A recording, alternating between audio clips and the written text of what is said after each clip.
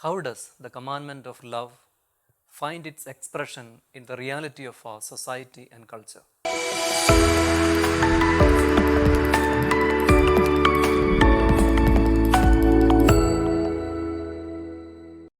We follow different laws and customs, written and unwritten.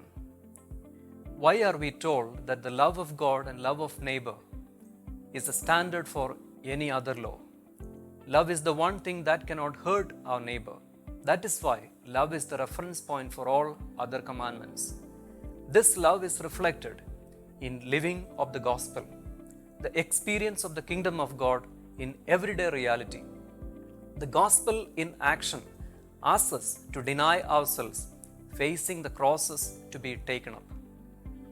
Martin de Porres, whose feast we celebrate today, had a great devotion to the crucifix. He experienced the love of Christ from the cross and became a miracle of love for many. He administered medicine and brought healing. He loved everyone with attitude of humility and service. His love led him to be friendly even with the wild plants and animals. How does the gospel place our lives into our living environment?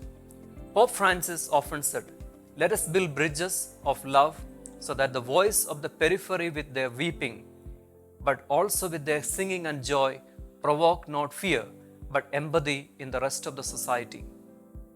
How does the commandment of love find its expression in the reality of our society and culture? How should each one of us commit ourselves in emptying ourselves and taking our daily crosses?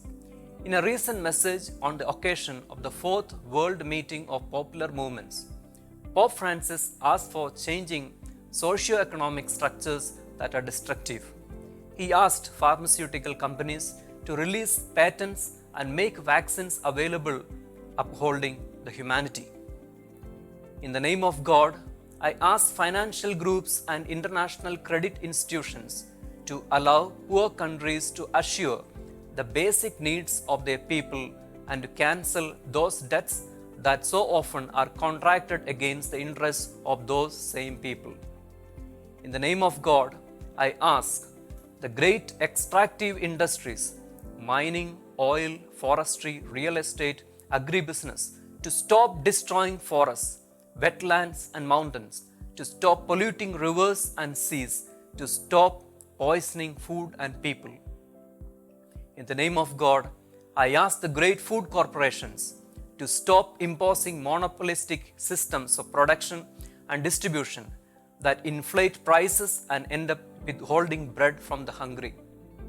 In the name of God, I ask arms manufacturers and dealers to completely stop their activity because it foments violence and war. It contributes to those awful geopolitical games which cost millions of lives displaced and millions dead. In the name of God, I ask the technology giants to stop exploiting human weakness, people's vulnerability, for the sake of profits without caring about the spread of hate speech, grooming, fake news, conspiracy theories, and political manipulation. In the name of God, I ask the telecommunications giants to ease access to educational material and connectivity for teachers via the internet so that poor children can be educated even under quarantine. In the name of God, I ask the media to stop the logic of post-truth, disinformation, defamation, slander, and the unhealthy attraction to dirt and scandal, and contribute to human fraternity and empathy with those who are most deeply damaged. In the name of God, I call on powerful countries to stop aggression, blockades, and unilateral sanctions against any country anywhere on earth. No to neocolonialism.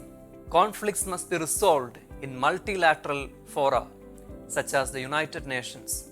We have already seen how unilateral interventions, invasions, and occupations end up, even if they are justified by noble motives and fine words. These structures Pope Francis put before us are the living atmosphere we are in. Thus, into this, righteousness, peace, and joy in the Holy Spirit are to be lived and brought to our daily commitments. There is the cross, the narrow door for entering the kingdom of God. If Martin de Porres could live in his life the love flowed from the crucifix, we too can live in the structural world which are unjust in socio-economic levels. The Lord calls us to bring the kingdom of God, bringing His love in action. It is indeed a gospel challenge.